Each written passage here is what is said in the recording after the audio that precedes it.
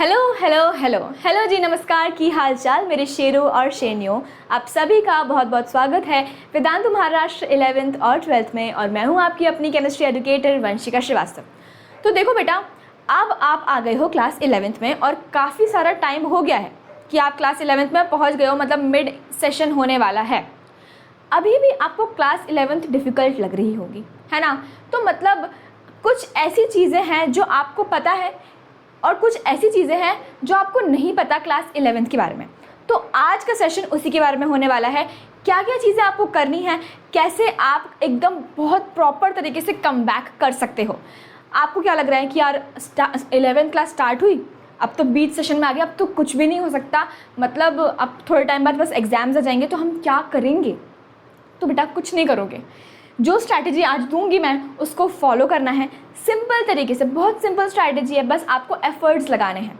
Efforts लगाओगे तो हर एक चीज़ पॉसिबल है, हर एक चीज़ मुमकिन है। तो आप ना, एक तो सबसे पहली चीज़, आप अकेले नहीं हो।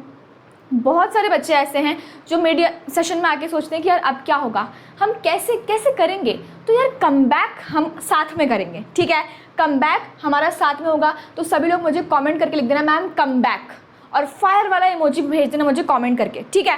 तो चलो शुरू करते हैं आज की वीडियो, जो कि डेडिकेटेड है क्लास 11th वालों के लिए, क्योंकि मुझे पता है कि इतने सारे बच्चे ऐसे हैं जिनको लगता है कि अब तो नहीं होने वाला कुछ, अब हो गया है एकदम डाउन, हमारा डाउनफॉल आ गया है, अब अपग्रेडेशन नहीं होने वाला। तो जब तक वंशिका मैम तुम्हारे साथ है तब तक तुम्हारा कभी डाउनफॉल नहीं आएगा, ठीक है? ये बात तुम हमेशा याद रखना।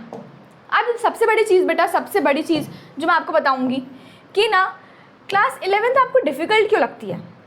क्लास 11th आपको अभी तक आपने जो जितने भी चैप्टर्स पढ़े, जितने भी आपने केमिस्ट्री, फिजिक्स, बायोलॉजी, मैथ्स, ये सब पढ़ा, आपको डिफ़िकल्ट क्यों लग रहा है? सबसे पहली चीज़ देखो, बहुत ज़्यादा सिलेबस है।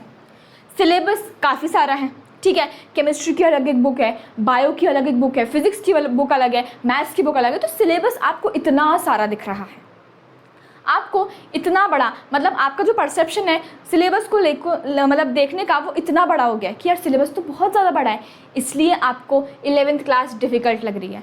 अब जब सेशन शुरू हुए होंगे, स्टार्टिंग में आपने पढ़ाई नहीं करी होगी, इसलिए आपका बैकलॉग बन गया। अब वो बैकलॉग पहाड़ जैसा लग रहा है कि मैम ये जो बैकलॉग बना है, अब मैं इसको कैसे सॉर्ट करूँगा, कैसे करूँगा? क्योंकि जब टीचर ने शुरू किया था मई में शुरू किया था, अप्रैल मई में जब हमारा सिलेबस शुरू हुआ, तब कहाँ थे बेटा? तब हम तो मस्ती कर रहे थे, तब हम तो मज़े कर रहे थे, इसलिए वो बैकलॉग बनता चला गया। और अब जब हम मिड सेशन में आ गए हैं तो आपको लग रहा है कि यार पहाड़ है, ठीक है? इसलिए आपको डिफ़िकल्ट लग रही है क्लास 11th। जो भी आपके टेस्ट हुए होंगे उसमें देखो पढ़ा है नहीं हमने, इसलिए कम मार्क्स आए हैं, तो कॉन्फिडेंस एकदम नीचे गिर गया, एकदम लो कॉन्फिडेंस हो गया। और ऑब्वियसली क्लास जो आपकी एज है ना बेटा, 10th 11th 12th, ये सारी जो एज होती है डिस्ट्रैक्शन की होती हैं। अब कैसे कैसे डिस्ट्रैक्शंस, बहुत अलग अलग टाइप के डिस्ट्रैक्शंस होते हैं। दोस्ती वाले अलग डिस्ट्रैक्शंस होते हैं, घूमने फिरने वाले अलग डिस्ट्रैक्शंस होते हैं, फ़ोन के, सोशल मीडिया के। तो ये सारे डिस्ट्रैक्शंस आपको, आपकी परफॉर्मेंस को हमेशा हमेशा लो करेंगे। देखो ऐसा नहीं है, मैं ये नहीं बोलूँगी कभी भी कि फ़ोन यूज़ मत करो, लेकिन बेटा जो भी आपका यूसेज है उसको आपको ट्रैक करना पड़ेगा। ये नहीं कि आपने सोचा कि देखो रील्स तो मैं भी देखती हूँ, है ना? आजकल के टाइम पे कौन रील्स नहीं देखता, लेकिन ऐसा नहीं है कि भाई मैं 2-2 3-3 घंटे तक रील्स ही स्क्रॉल कर रही हूँ। फिर बेटा काम कैसे करेगा? काम कौन करेगा? काम कैसे चलेगा हमारा? इसलिए आपको भी ऐसा करना है कि देखो रील्स देखो, शॉर्ट्स देखो, जो भी आप देख रहे हो सब कुछ आप देख सकते हो, वीडियोस देखो, शॉर्ट्स देखो, लेकिन उसका एक समय, टाइम तो बांधो। एक टाइम बांध लो कि यार इतना 5 मिनट, तो मतलब 5 मिनट करेक्ट, ये नहीं 5 मिनट से 10 मिनट, 10 मिनट से आधा घंटा, आधा घंटा से 1 घंटा, ये नहीं होना चाहिए। तो डिस्ट्रैक्शंस तो बहुत ज़्यादा बड़ा फैक्टर है कि आपकी पढ़ाई ही नहीं हो पा रही है। और अगर आपकी पढ़ाई नहीं होगी, आपका अंडर परफॉर्मेंस होगा, आपको क्लास 11 डिफ़िकल्ट लगेगी। क्लास 11th अच्छे से नहीं हुई तो क्लास 12th भी अच्छे से नहीं होगी, और क्लास 12th अगर अच्छे से नहीं हुई तो बेटा कितने भी बैचेस परचेस कर लो तुम CET के, तुम्हारा नहीं निकलने वाला CET। इसीलिए सबसे इम्पॉर्टेंट चीज़ है बेस क्लियर करो। अभी से क्लास 11th में तुम बढ़िया तरीके से पढ़ो। देखो बैच लेने का मतलब ये नहीं होता है कि तुम्हारा सीटिंग निकल जाएगा, बैच लेने का मतलब ये होता है कि वहाँ पे टीचर्स बहुत ज़्यादा एफर्ट्स कर रहे हैं, वहाँ पे टीचर्स बहुत मेहनत कर रहे हैं और तुमको भी उतनी ही मेहनत करनी है, तब जाके तुम्हारा CET एग्ज़ाम क्रैक होगा या फिर कोई भी अदर कॉम्पिटिटिव एग्ज़ाम क्रैक होने वाला है। अगर तुम ऐसा सोचोगे कि बैच ले लिया, अब तो बढ़िया, एक काम करते 11th तो ठीक है हो गया, क्लास 12th में बैच ले लेंगे, हो जाएगा, तो बेटा सिर्फ तुम पैसे बर्बाद करोगे, टाइम वेस्ट करोगे और एनर्जी वेस्ट करोगे, और कुछ नहीं होने वाला है। इसीलिए तुमको ये सारी चीज़ें दिमाग में रखनी है कि सबसे इम्पॉर्टेंट चीज़ तो ये है कि डिस्ट्रैक्ट नहीं होना है, ठीक है, अपने मार्ग से भटकना नहीं है। अब तुम्हारी कुछ कुछ ऐसी हैबिट्स हैं जो तुमको पीछे खींच रही हैं, ठीक है। सबसे पहला पता है कि देखो मैंने आपको बताया कि सबसे पहला आपका फ़ोन, ये जो फ़ोन है जिससे तुम अभी ये वीडियो देख रहे हो, देखो दो चीज़ें होती हैं, एक तो फ़ोन का हम अच्छे वे में यूज़ कर रहे हैं कि यार हम वीडियोस देख रहे हैं, हम रिसोर्सेज, हमको बुक्स अगर आपको ऑफलाइन नहीं मिल रही तो हम ऑनलाइन बुक्स पढ़ रहे हैं, या फिर एंटरटेनमेंट के पर्पज़ से हम थोड़ा बहुत रील स्क्रॉल कर रहे हैं, शॉर्ट्स देख रहे हैं, मोटिवेशनल वीडियोज़ देख रहे हैं, ये अच्छा यूज़ हो गया। बुरा यूज़ क्या हुआ, हम घंटों तक इंस्टाग्राम पे पड़े हुए हैं, लाइक्स का वेट कर रहे हैं, शेयर्स का वेट कर रहे हैं कि यार मेरे पोस्ट पे कितने लाइक्स हैं, मैंने जो रील भेजी थी, उसने रिएक्ट किया कि नहीं किया। तो ये सब चीज़ें आपको होल्ड बैक करती हैं, क्योंकि ये दिमाग में क्लटर भर रहा है ना यार, क्या मतलब है किसी ने रिएक्ट किया, किसी ने आपकी रील पे या फिर उस पर कॉमेंट किया कि नहीं किया, क्या फ़र्क पड़ता है आपको। आप बोलोगे मैम बहुत फ़र्क पड़ता है, ये तो बहुत इंपॉर्टेंट है, तो बेटा फिर पढ़ाई छोड़ दो, अगर ये इंपॉर्टेंट तो फिर पढ़ाई छोड़ दो। समझ में आ रहा है। तो फ़ोन को एकदम ही साइड नहीं करना है, एकदम ही साइड नहीं करना, लेकिन उसका कम यूसेज कम करना है, ठीक है। दूसरी सबसे इंपॉर्टेंट चीज़, आप ना टालते बहुत हो कि यार कल कर लेंगे, ओ श्री कल आना, बेटा वो कल कभी नहीं आता, टुमारो नेवर कम्स। तो इसलिए प्रोक्रेस्टिनेट करना बंद कर दो, चीज़ों को आज ही करो, जो है आज है, अभी इसी वक्त है, बस ख़त्म। उसके बाद भाई कोई प्लान नहीं बनाया, कोई ट्रैक नहीं रखा, बस ऐसे ही स्टडी करते जा रहे हो, कुछ नहीं होने वाला। हमेशा एक ट्रैक रखो स्टडी का, ठीक है। उसके बाद वीक जो चैप्टर्स है उसको अवॉइड कर देना कि यार छोड़ो, ये चैप्टर्स कौन पढ़ेगा, इसको देख लेंगे, और एग्ज़ाम में तो वही सबसे ज़्यादा स्कोरिंग है, वही आता है, तो फिर कैसे करोगे। इसलिए उसको इग्नोर तो बिल्कुल भी नहीं करना है। और ये जो चीज़ लिखी है ना भाई साहब मैंने यहाँ पे कि कंपेयरिंग योरसेल्फ विथ अदर्स, ये तो करना ही नहीं है, ना 11th में, ना 12th में, ना ही लाइफ में।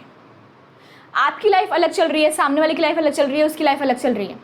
सबकी लाइफ में बेटा प्रॉब्लम्स भी होती है, सबकी लाइफ में खुशी भी होती है, सबकी लाइफ में गम भी होता है। लेकिन अगर आप अपने लेवल पे किसी की लाइफ कंपेयर करोगे, यार उसके पास तो बहुत अच्छी कार है, उसके पास तो बहुत अच्छा मतलब पहनने को है, खाने को है, मेरे पास कुछ नहीं है, तो बेटा उसके पास कुछ ना कुछ कमी भी होगी। वो अपने लेवल पे स्ट्रगल कर रहा है, आप अपने लेवल पे स्ट्रगल कर रहे हो। तो सबसे पहली चीज़ कंपेयर मत करना कि यार उसके मार्क्स तो बहुत ज़्यादा आ गए, उसके तो 95% आ गए, मेरे तो यहाँ पे 78% ही हैं, मैं कैसे कर रहा हूँ, मैं तो कुछ भी नहीं कर रहा लाइफ में। आप बहुत अच्छा कर रहे हो, आप बहुत अच्छा कर लोगे, लेकिन आप अगर खुद को नीचे रखोगे और दूसरों को ऊपर रखोगे ना, तो बेटा कभी लाइफ में आगे नहीं बढ़ोगे। हमेशा खुद को ऊपर रखो। मैं ये भी नहीं बोल रही हूँ कि किसी की निंदा करो, किसी को नीचा दिखाओ, लेकिन किसी को कंपेयर मत करो खुद से, ना ही ऊपर लेवल पे ना ही नीचे लेवल पे। आप खुद का कंपैरिजन बनो, खुद का कंपटीशन बनो। हम खुद का कंपटीशन होने चाहिए कि यार कल से मुझे बेहतर होना है, कल जो मैं थी और आज जो मैं हूँ, मुझे क्या मेरे पे प्राउड है, जो मैं आज हूँ उस पर प्राउड होना चाहिए। जो मैं कल थी वो हो गया, पास्ट है वो निकल गया, लेकिन जो मैं आज हूँ, अभी हूँ, क्या मुझे उस चीज़ पे प्राउड है। तो इसीलिए मैं बोल रही हूँ कि यार कंपेयर करना छोड़ दो, खुद का कंपटीशन बनो, खुद से कंपटीशन करो, ठीक है। अब सबसे बड़ी बात कि मैम ये तो हो गया नेगेटिव पॉइंट्स कि हमारे अंदर ये हैबिट्स है, हमको ये सुधारना है, कम बैक कैसे करेंगे। सबसे इंपॉर्टेंट चीज़ है कंसिस्टेंसी। अगर आपने सोच लिया कि आपको रोज़ 1 घंटे पढ़ाई करनी है, तो बेटा रोज़ 1 घंटे करते आप 1 महीने में 30 घंटे पढ़ लोगे ना। ऐसे 30 दिन है तो 30 घंटे पढ़ लोगे, 1 घंटा करते तो 30 घंटे पढ़ लिया। लेकिन अगर आप सोचोगे यार मैं ना 24 आवर्स लगातार पढ़ूंगा, ना खाऊंगा ना सोऊंगा, कुछ भी नहीं करूँगा, पढ़ता रहूँगा, बेटा बर्नआउट हो जाओगे, अगले 2-3 दिन तक पढ़े रहोगे, कुछ नहीं हो पाएगा। तो मोटिवेशन छोड़ो। मोटिवेशन क्या है, एक फायर की तरह होता है। जैसे अपन ने आग जलाई, ऐसे आग जला दी, क्या होता है थोड़े टाइम बाद वो जो मैच स्टिक है वो बुझ जाती है। मोटिवेशन वैसे ही होता है। जैसे मैंने आपको कुछ मोटिवेट कर दिया, आपने मेरा लेक्चर देखा, आप हो गए मोटिवेट कि और अब तो करेंगे, वंशिका मैम का लेक्चर देख लिया, अब बढ़िया से कम बैक होगा, यस होगा आप कम बैक। क्या किया, वो फायर जली, तुम्हारे अंदर वो आग एकदम जली, लेकिन धीरे धीरे धीरे धीरे वो फायर बुझने लग गई और वो बुझ जाएगी कुछ टाइम बाद। तो मोटिवेशन ऐसे ही होता है बेटा, ठीक, आपको कंसिस्टेंट रहना है। कंसिस्टेंसी इज़ बोरिंग, लेकिन वो अल्टीमेटली आपको सक्सेस तक पहुंचा के ही रहती है। तो कंसिस्टेंट रहो अपनी चीज़ों में। आप अगर आपने एक दिन का प्लान किया है कि यार 1 घंटे पढ़ना है, तो रोज़ 1 घंटे करते करते पढ़ो, उस चीज़ को करो। भले आपको बोरिंग लग रहा है, भले आपको अच्छा लग रहा है, भले आपको कैसा भी लग रहा है, just do it, keep going, do it. Okay, सबसे पहले चीज़ देखो, जहाँ पे भी हो बेटा उसको एक्सेप्ट कर लो कि यार मेरे 4 चैप्टर्स छूटे हैं, ठीक है, 4 चैप्टर्स छूटे हैं ना, मैं कर लूँगा। अब मुझे आज से जैसा भी है, जो भी है, मैं आज से शुरू करूँगा, अभी से शुरू करूँगा, तब जाके मेरी चीज़ें होने वाली हैं, ठीक है। उसके बाद प्रोग्रेस पे फोकस करो बेटा। परफेक्शन तो छोड़ दो, परफेक्ट कोई नहीं होता, कोई भी परफेक्ट नहीं होता। तो परफेक्शन पे फोकस नहीं करना है, प्रोग्रेस पे फोकस करो कि यार आपकी कितनी प्रोग्रेस हो रही है। आप पहले यहाँ थे, क्या अब आप यहाँ पे हो, या फिर अब आप यहाँ पे हो? कहाँ हो आप, कहाँ जा रहे हो, आपकी प्रोग्रेस कैसी चल रही है? क्या आप पहले से बेहतर बन पा रहे हो? क्या आपके कॉन्सेप्ट्स क्लियर हो रहे हैं? हमें खुद समझ में आता है बेटा हम कितने पानी में हैं। तो आप किसी को भी एक्सप्लेनेशन मत दो कि यार मेरे को तो बहुत बढ़िया आता है, फिर बाद में जाकर खुद बोलोगे यार मेरे को कुछ नहीं आता। ये नहीं करना है। किसी को दूसरे को क्या ही दिखाना है? कोई दूसरा आपका पेपर लिख रहा है क्या? कोई नहीं लिखेगा, आप खुद करोगे, आप स्वयं उस पेपर को लिखने वाले हो, राइट।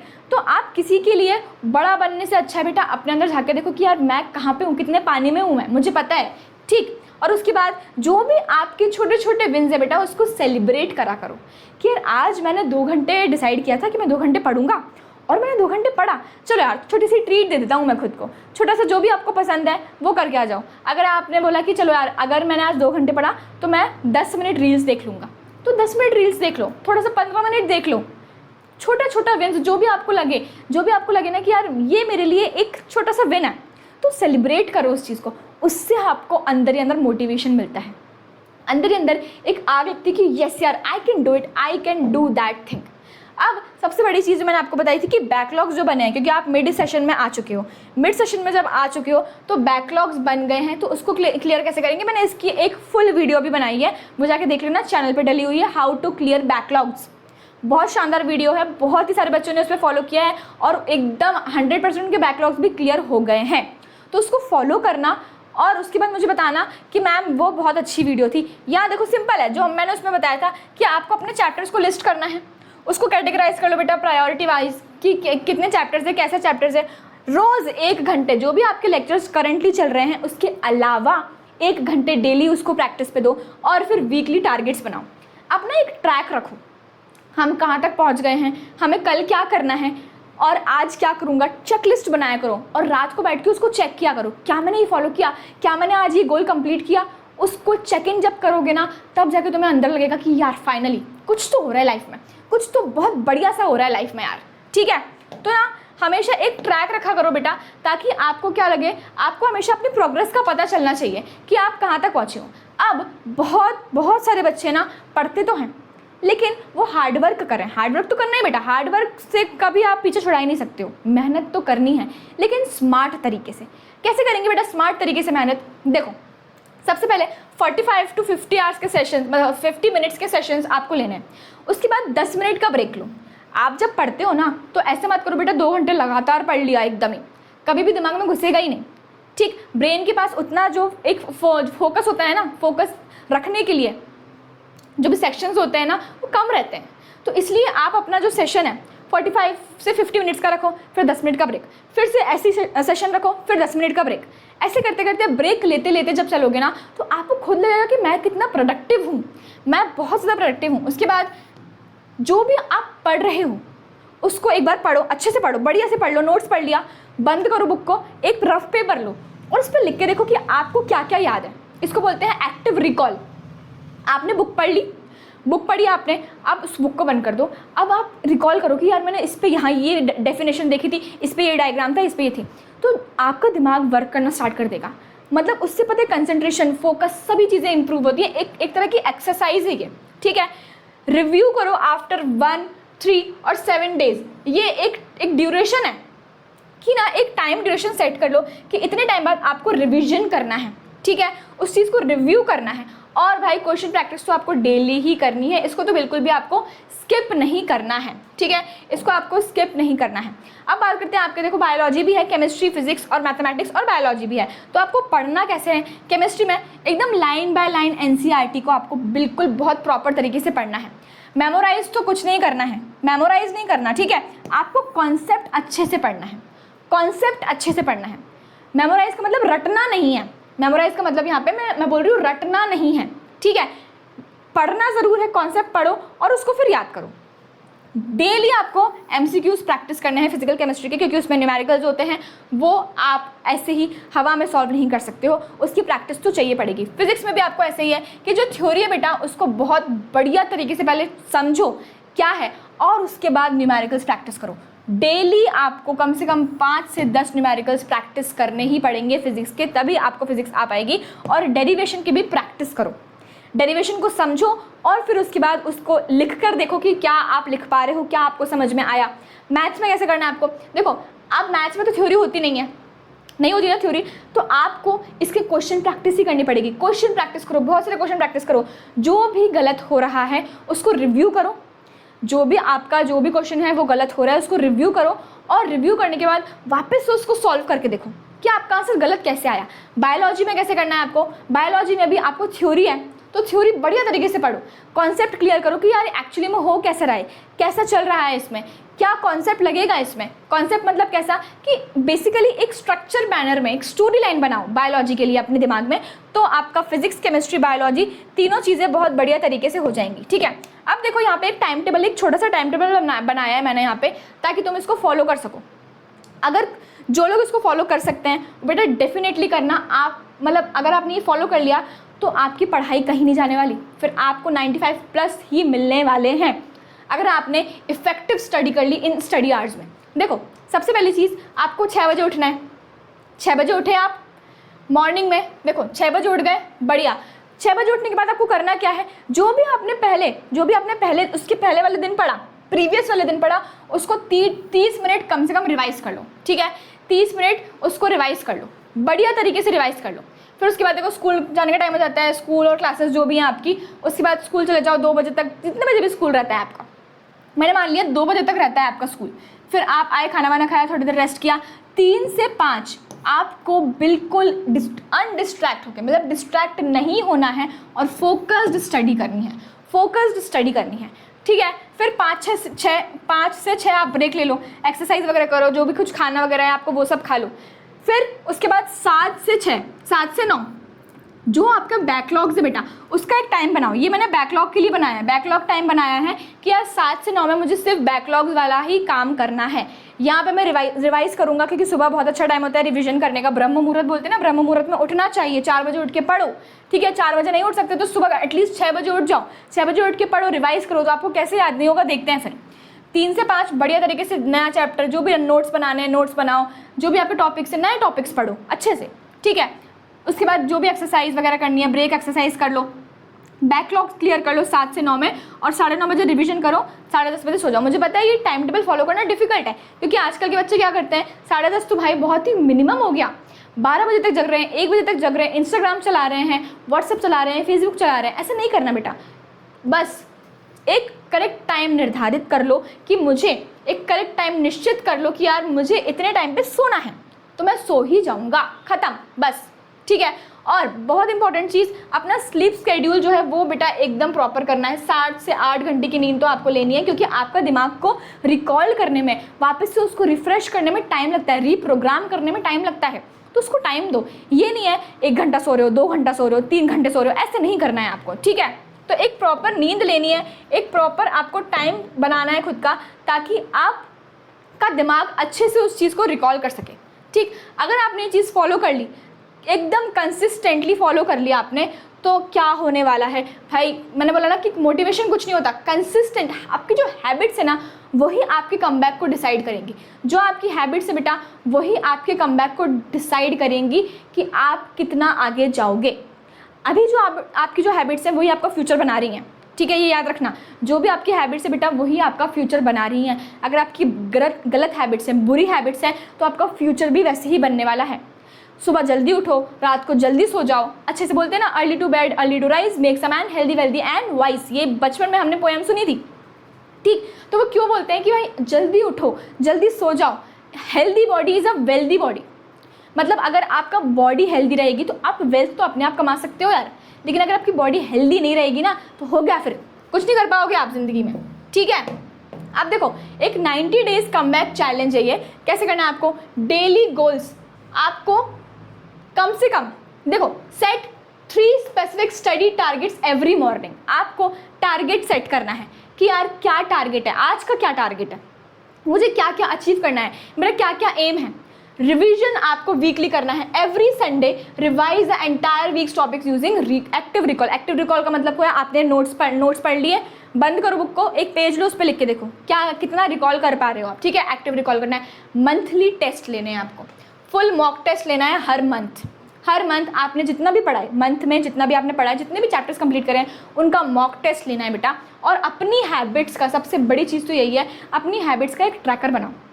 मैं कितने बजे उठ रहा हूँ, मैं कितने बजे, मतलब कितने देर तक फ़ोन चला रहा हूँ, कि मेरी ईटिंग हैबिट्स क्या हैं, क्या मैं रोज़ फास्ट फूड खा रहा हूँ, मैं कैसे मतलब हेल्दी फूड खा रहा हूँ कि नहीं खा रहा हूँ। बहुत सारी ऐसी ऐसी चीज़ें हैं जो छोटी छोटी करके बहुत बड़ी बन जाती हैं। अभी आप बहुत छोटे हो तो अपने बॉडी, माइंड और सोल को हेल्दी रख सकते हो तो रखो।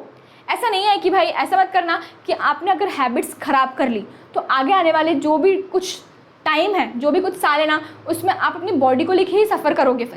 फिर फ्यूचर प्लान्स और हेल्थ वेल्थ, बंगला, गाड़ी, ये सब तो गया, छोड़ दो। ड्रीम कॉलेज जो भी है सब कुछ चला गया। हेल्थ इज़ वेल्थ, मैं पहले बोल रही हूँ। इसलिए अपने हैबिट्स को सुधारो, तभी आपका ज़िंदगी सुधर पाएगी, अदरवाइज़ कुछ भी नहीं हो पाएगा। तो यार अल्टीमेटली बात इतनी सी है कि अगर आपको कमबैक करना है 11th क्लास में तो अपना माइंडसेट चेंज करो, अपनी हैबिट्स को चेंज करो।